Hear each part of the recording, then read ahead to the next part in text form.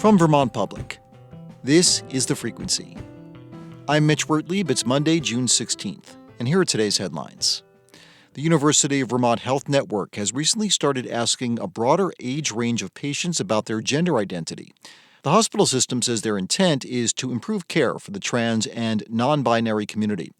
But advocates say they haven't been told about the rollout of these questions, and they come at a time when the federal government is creating anti-trans policies. Dana Kaplan is the executive director of Outright Vermont.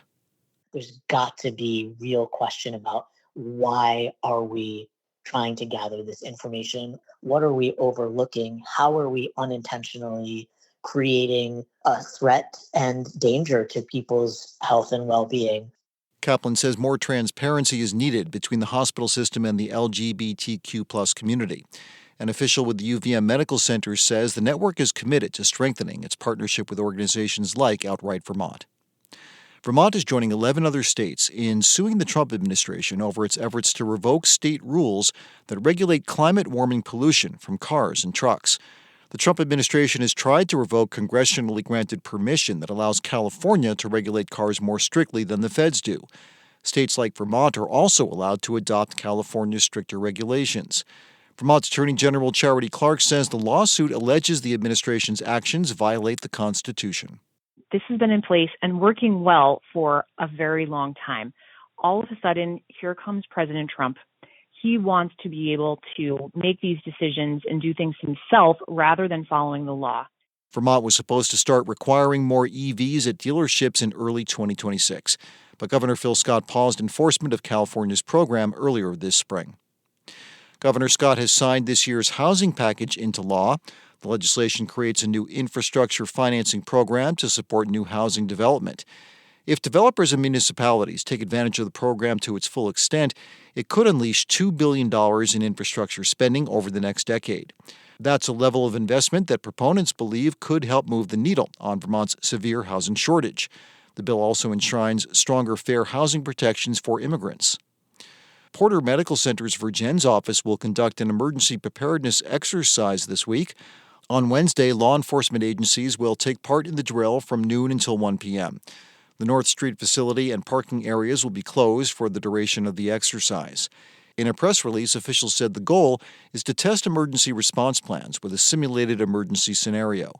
Members of the public may notice an increase in emergency vehicles and police presence in the area.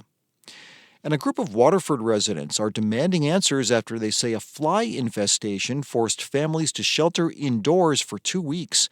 At a recent select board meeting, residents of Lower Waterford Road said there were dense clouds of flies orbiting the area in late May.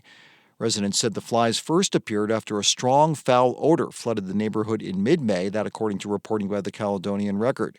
The origin of the infestation is unknown.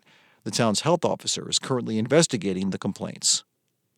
Coming up, 3 Vermont towns allow legal residents, regardless of citizenship, to vote in local elections. But the current political climate might put efforts to expand all-resident voting on hold.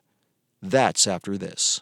Thanks for listening to The Frequency, where support comes from VITA, supporting business growth and innovation in the Green Mountain State. From agriculture to manufacturing, energy to food production, find solutions that turn your business dreams into reality. Visit VEDA.org and see how VITA can help make it happen. Local officials and some advocates in Vermont are pulling back efforts to increase all-resident voting, citing the current political climate. In Vermont, 3 cities currently allow all legal residents to participate in local elections: Burlington, Winooski, and Montpelier.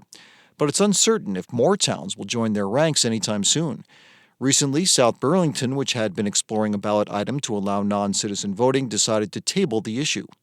Vermont Public's Nathaniel Wilson has been following the story, and he recently sat down with host Jen Jarecki to share what he found out. Okay, so to start, what is all-resident voting and how does it work? All resident or non-U.S. citizen voting allows people who are legal permanent residents, like green card holders, to vote on local issues like school and municipal budgets.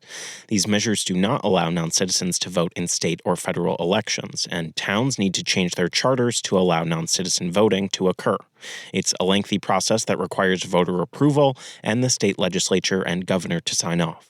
So what happened in South Burlington, and why did they decide to table all resident voting?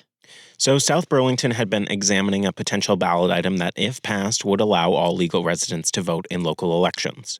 The city council sent the issue to the city's Charter Change Committee, who voted last month to recommend that the council not proceed with the issue at this time. The decision was made in a 4-3 split vote.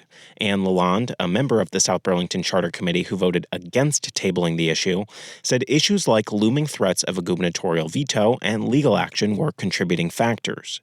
A majority of committee members, though, cited the current political climate and an inability to source relevant information on whether legal residents were even interested in the change as to why they wanted to table the matter. Here's Lalonde. What we really wanted to do was find out the opinions of those who would be affected in South Burlington by the charter change, those who would be able to vote if this passed.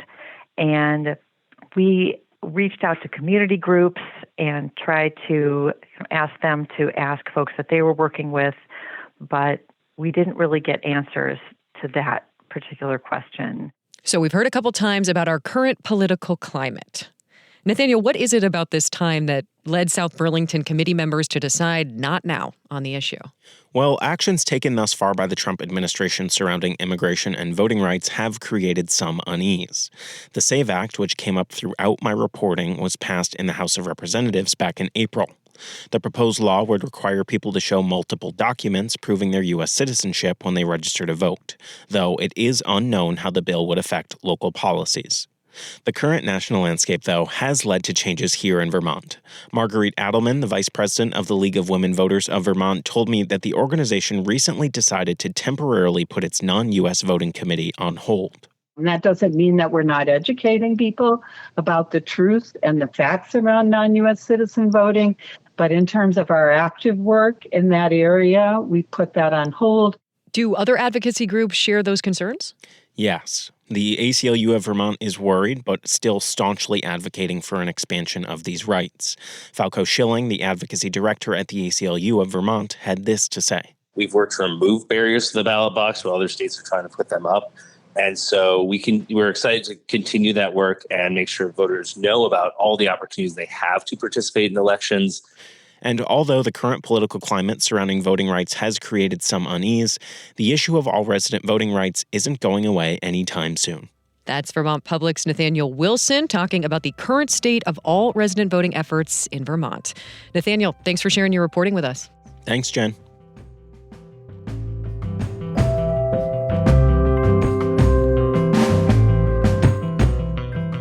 Thanks for listening to The Frequency today.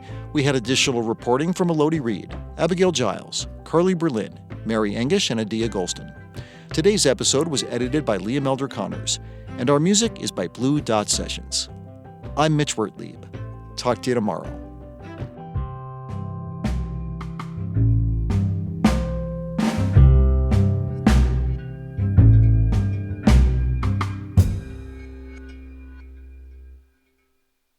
Planet Money helps you understand the economy. We find the people at the center of the story.